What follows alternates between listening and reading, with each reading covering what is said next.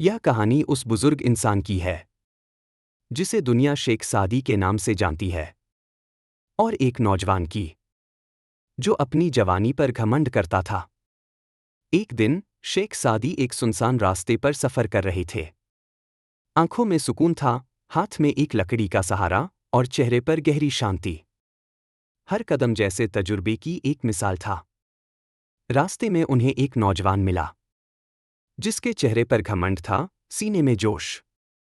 उसने शेख सादी को देखा और हंसते हुए कहा, बुजुर्ग, आपकी तो उम्र हो चुकी है, न ताकत बची है न फुर्ती।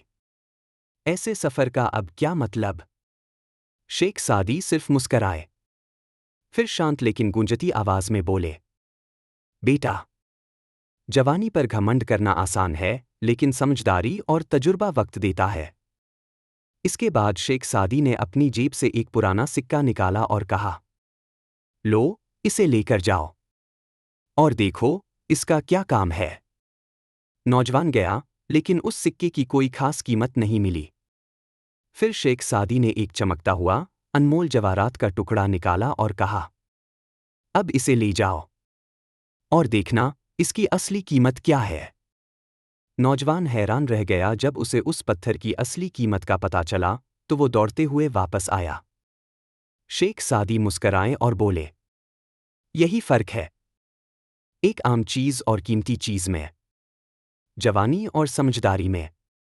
जिंदगी सिर्फ ताकत से नहीं चलती, उसमें सोच, तजुर्बा और समझदारी भी होनी चाहिए। दोस्तों, कभी भी घमंड नहीं करना चाहिए। जवानी तो वक्त के साथ चली जाती है, लेकिन इज्जत और समझदारी हमेशा साथ रहती है।